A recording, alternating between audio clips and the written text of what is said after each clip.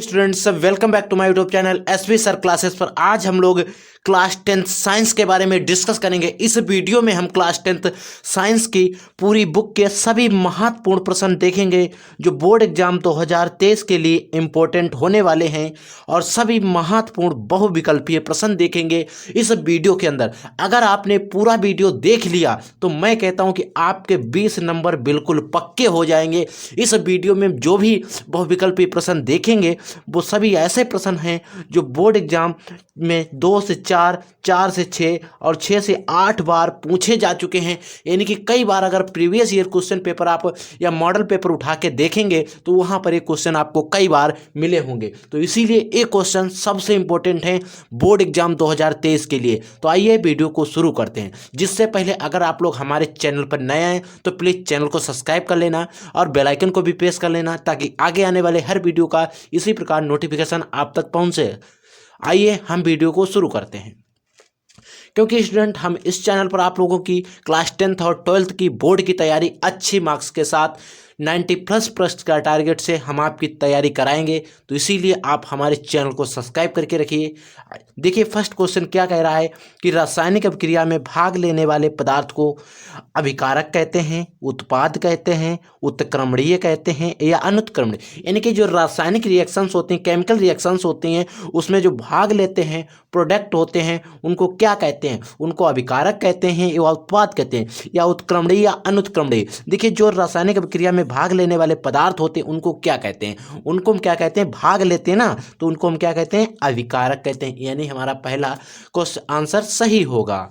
आइए next question देखिए। जो दूसरा क्वेश्चन दिया गया है एक भी क्वेश्चन काफी इंपॉर्टेंट क्वेश्चन है। Zn plus H2SO4 equal to बनेगा ZnSO4 प्लस हाइड्रोजन गैस विस्थापित हो जाएगी। तो आप इसमें बताना है कि यह अभिक्रिया कैसी है, योगात्मक अभिक्रिया है, विस्थापन या वियोजन या अपघटन अभिक्रिया है, ये किस प्रकार की रिएक्शंस है। देखिए यहाँ पर हाइड्रोजन तो विस्थापित हो रहा है तो हमें यहाँ पर एक सेंस अगर आप लगा देते हैं तब भी आपको एक क्वेश्चन का आंसर मिल जाएगा। यानी कि कैसी अभिक्रिया है स्टूडेंट? ये विस्थापनीय अभिक्रिया है। आइए नेक्स्ट क्वेश्चन नंबर 3 देख लेते हैं।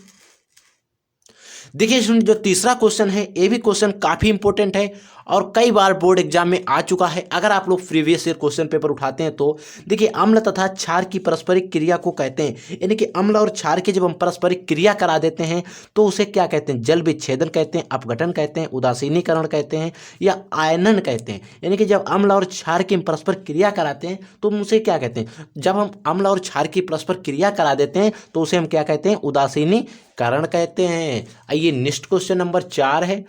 देखिए नेक्स्ट क्वेश्चन नंबर 4 जो है Na2CO3 का प्रचलित नाम क्या है? Na2CO3 जो है इसका प्रचलित नाम क्या है? ब्लीचिंग पाउडर है, बेकिंग पाउडर है, धावन सोडा या POP? POP plaster of Paris. POP का फुल फॉर्म है प्लास्टर ऑफ पेरिस।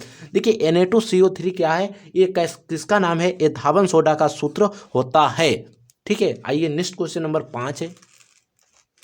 देखिए उदासीनीकरण अभिक्रिया में बनता है। उदासीनीकरण अभिक्रिया में क्या बनता है? इससे पहले अगर आपने जरा भी ध्यान दिया होगा तो वहां पर आपको समझ में आया होगा। उदासीनीकरण में अभिक्रिया में क्या बनता है? देखिए उदासीनीकरण में अभिक्रिया में अम्ल बनता है, क्षार बनता है, जल तथा यानी कि लवण तथा जल बनता है या क्षार बनता है। देखिए उदासीनीकरण अभिक्रिया में क्या बनता है? तो उदासीनीकरण में अभिक्रिया में अगर इन आंसर के अकॉर्डिंग बात की जाए तो उसमें लवण और जल बनेगा। ठीक है। आइए नेक्स्ट क्वेश्चन नंबर 6 देख लेते हैं। देखिए जो हमारा छठा क्वेश्चन है वो भी काफ़ी इंपॉर्टेंट क्वेश्चन है। अम्लीय विलयन का पीएच मान कितना होता है? यानी कि अगर अम्लीय बात की जाए, अगर कोई चीज़ अम्लीय है तो उसका पीएच मान लगभग कितना होगा? जो अम्लीय का पीएच मान होगा वो लगभग कितना होगा? तो इसके बारे में आपको बात करनी है। अम्लीय का पीएच मान 7 होगा, 7 से कम होगा, 0 होगा या 7 से अधिक होगा। अगर अम्लीय की बात की जाए तो उसका पीएच कितना होगा? अम्लीय की अगर बात की जाए तो उसका पीएच 7 से कम होगा। अगर 7 से ज़्यादा हो जाएगा तो वो क्षारीय होगा। अगर 7 के कांस्टेंट रहता है तो वो कौन सा होगा? उदासीन। नेक्स्ट क्वेश्चन नंबर 7 है। ऊष्मा का सबसे अच्छा चालक है। ऊष्मा का सबसे अच्छा चालक कौन सा है? चांदी है, लेड है, सोना है या मरकरी है? अगर ऊष्मा के सबसे अच्छे चालक की बात, सबसे अच्छे चालक की बात की जाए तो वो हमारी होती है चांदी। ठीक है। नेक्स्ट क्वेश्चन है 8वां है, उभयधर्मी ऑक्साइड क्या है?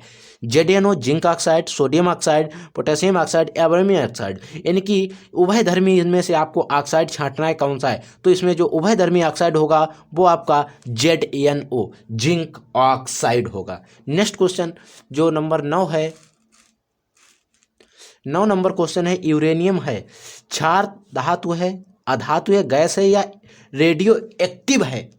देखिए यूरेनियम क्या है? क्षार धातु है, अधातु है, गैस है या रेडियो एक्टिव धातु है? रेडियो एक्टिव पदार्थ है। किस प्रकार का पदार्थ है? तो बताइएगा। जो यूरेनियम होता है वो कैसा होता है स्टूडेंट? रेडियो एक्टिव पदार्थ होता है। नेक्स्ट क्वेश्चन नंबर 10 है कि मार्स गैस में मुख्यतः कौन सी गैस सबसे ज़्यादा होती है? C2H2 होती है, C2H6 होती है, CH4 या CO? देखिए CH4 का नाम है मेथेन, CO का नाम है कार्बन मोनोऑक्साइड। ठीक है। अगर इसमें मार्स गैस में बात की जाए तो उसमें सबसे अधिक मात्रा किसकी होती है? मेथेन की होती है, लगभग 85% होती है। नेक्स्ट क्वेश्चन है एल्काइन का सामान्य सूत्र। देखिए एल्कीन, एल्केन, एल्काइन, तो इसमें एल्काइन का सामान्य सूत्र पूछ रहा है। CnH2n+2 है, CnH2n-2 है या CnH2n है या CnH2n है? CnH2n है। अगर एल्काइन की बात की जाए तो इसका जो सामान्य सूत्र होता है CnH2n-2 होता है। ठीक है स्टूडेंट। नेक्स्ट क्वेश्चन नंबर 12 देखिए स्टूडेंट, क्वेश्चन नंबर जो 12 है, प्रोपेन का रासायनिक सूत्र। देखिए प्रोपेन का पूछ रहा है, प्रोपेन का। तो प्रोपेन में देखिए मेथ, एथ, प्रोप, यानी कि 3 कार्बन होंगे। यानी इसमें तो 1 कार्बन है, ये तो गलत है। इसमें 2 कार्बन है, ये भी गलत है। इसमें 4 कार्बन, ये भी गलत है। तो मेथ, एथ, प्रोप यानी कि हमारा दूसरा answer is the right. Student कुछ क्वेश्चन में आपको सेंस लगा के भी आंसर मिल जाते हैं। देखिए नेक्स्ट क्वेश्चन क्या है? क्षार धातुएं हैं, यानी कि जो धातुएं दी गई हैं इसमें से आपको छांटना है कौन सी धातु क्षार है? BeMgCa, LiNaK या BAlGa या AuCuAu, CuAgAu। इनमें से आपको कौन सी धातुएं जो हैं वो क्षार धातुएं हैं? क्षार धातुओं के बारे में बताना है। देखिए अगर इसमें बात की जाए लिथियम और सोडियम और पोटेशियम, ये दोनों यानी कि तीनों धातुएं क्षार धातुएं हैं। हाल ही ना कर रब से फरियाद, बेटा मांगे कार बाप राजी। ठीक है, ये ट्रिक से याद रखना। आइए नेक्स्ट क्वेश्चन नंबर 14 देख लेते हैं। देखिए स्टूडेंट जो 14 नंबर क्वेश्चन है, क्वेश्चन काफी इंपॉर्टेंट है, कई बार बोर्ड एग्जाम में आ चुका है। आष्टक नियम के लेखक यानी कि जनक या लेखक हैं। आष्टक नियम किसने दिया?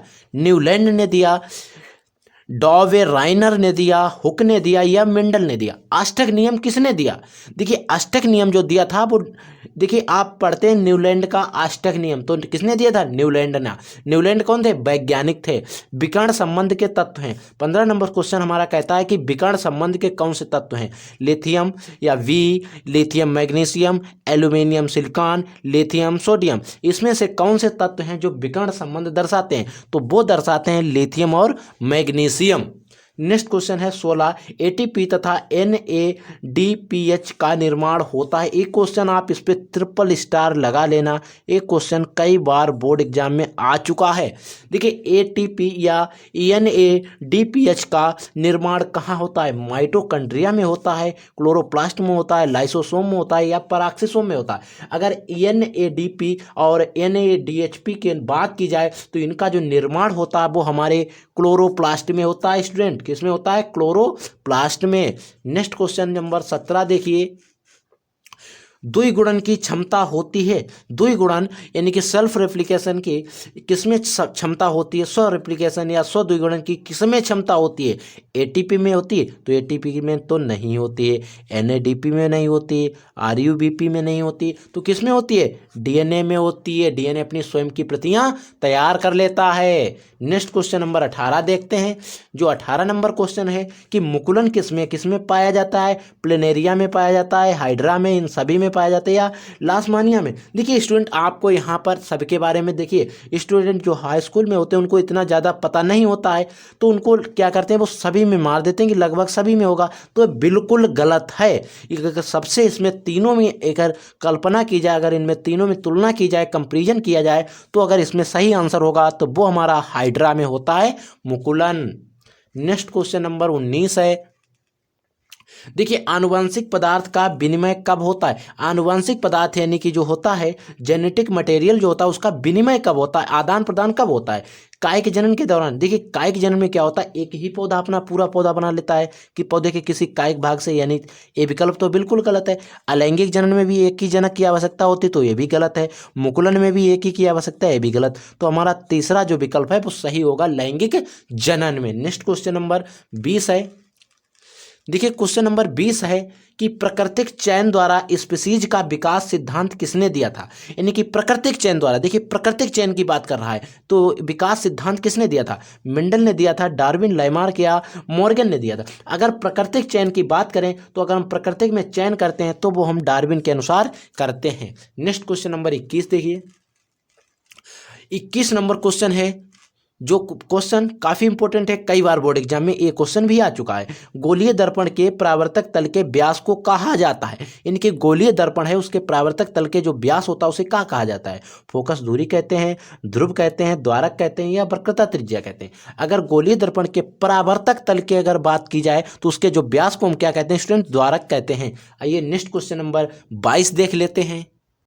देखिए स्टूडेंट जो हमारा क्वेश्चन नंबर 22 है, नेत्र होता है अभिसारी, अपसारी, इनमें से कोई नहीं, या पहला और दूसरा दोनों तरीके से होता है? देखिए नेत्र अभिसारी का आप समझिए, अभिसारी मतलब होता है उत्तल और अपसारी मतलब होता है अपतल, यानी कि जो नेत्र में लेंस प्रयुक्त होता है वो कैसा होता है? तो वो होता है उत्तल यानी कि अभिसारी। स्टूडेंट ये चीज आप लिख लेंगे, अभिसारी को हम उत्तल कहते हैं और अपसारी को हम अवतल कहते हैं। आइए नेक्स्ट क्वेश्चन नंबर 23 है कि स्वस्थ नेत्र के लिए स्पष्ट दृष्टि की न्यूनतम दूरी होती है, यानी कि अगर स्वस्थ नेत्र है तो उसके लिए स्पष्ट दृष्टि की जो न्यूनतम दूरी होगी। देखिए न्यूनतम दूरी की बात की जाए यहाँ पर आपको कंफ्यूज नहीं होना है, अनंत की बात नहीं कर रहे हैं, स्पष्ट दृष्टि की जो लास्ट की दूरी नहीं देख रहे हैं, न्यूनतम दूरी, कम से कम दूरी की बात कर रहे हैं, न्यूनतम यानी कि नॉर्मल कंडीशन।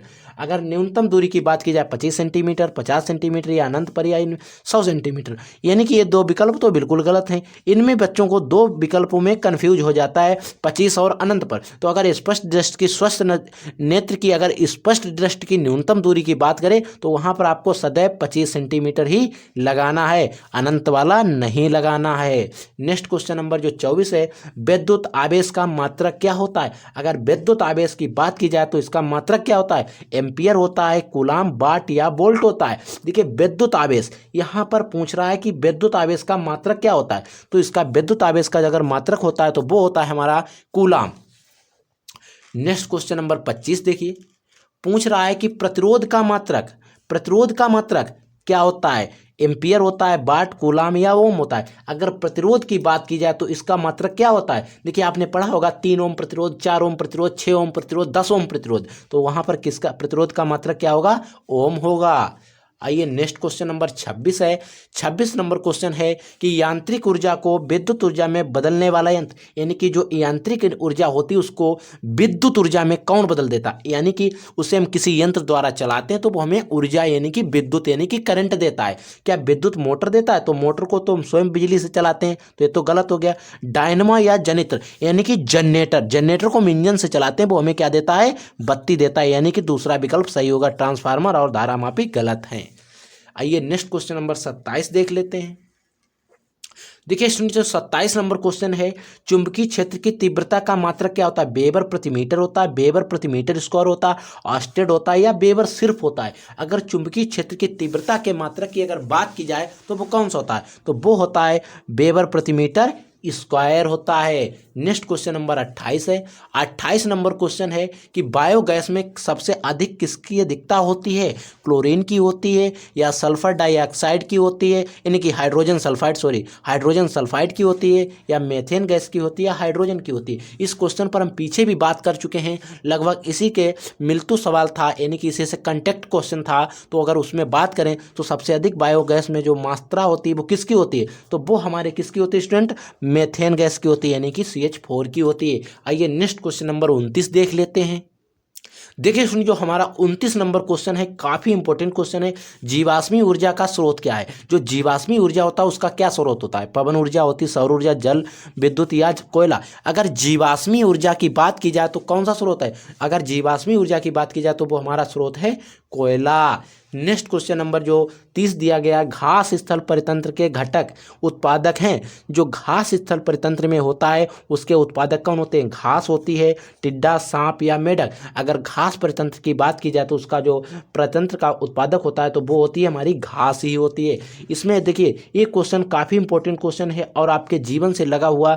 अजैव निम्नीकरण पदार्थ क्या है? आपने कुछ समय पहले सुना था कि पॉलीथीन पर बैन चल रहा था। क्यों चल रहा था? क्योंकि पॉलीथीन का जो होता है निम्नीकरण नहीं होता, इसीलिए हानिकारक यानी कि ये डिस्ट्रॉय, नष्ट नहीं होती है। तो इसमें कौन सा विकल्प सही होगा? तीसरा विकल्प सही है और तीनों ये वाले गलत हैं। नेक्स्ट क्वेश्चन नंबर 32 देखिएगा। देखिए सुनिए, जो 32 नंबर क्वेश्चन है, जीवाश्म ऊर्जा का स्रोत है। ये क्वेश्चन पहले भी एक बार आ चुका, तो इसमें कौन सा सही होगा? कोयला सही होगा। नेक्स्ट क्वेश्चन नंबर जो 33 है, देखिए सुनिए, जो 33 क्वेश्चन नंबर है, गंगा सफाई कार्य परियोजना किस वर्ष प्रारंभ हुई थी? यानी कि गंगा सफाई कार्य योजना किस वर्ष प्रारंभ हुई थी? 1985 में हुई थी, 1975 में हुई थी, 2014 में हुई थी, 2095 में हुई थी। 1995। एक क्वेश्चन आपके लिए है और आपके लिए होमवर्क में क्वेश्चन है। इसका आंसर आपको कमेंट बॉक्स में बताना होगा और हमें कमेंट बॉक्स में कमेंट करके इसका आंसर बताना। स्टूडेंट, आज का वीडियो इतना ही। हम मिलेंगे एक नए वीडियो में इसी प्रकार के क्वेश्चन लेकर। तो इसीलिए आप चैनल को सब्सक्राइब कर लेना। हम क्लास 10th और 12th की बोर्ड की तैयारी आपकी अच्छे से कराएंगे। हर क्वेश्चन, हर चैप्टर के, हर सब्जेक्ट के आपकी तैयारी अच्छे से कराएंगे। इसीलिए हम मिलेंगे एक नए वीडियो में नए टॉपिक के साथ। तब तक के लिए स्टूडेंट, जय हिंद,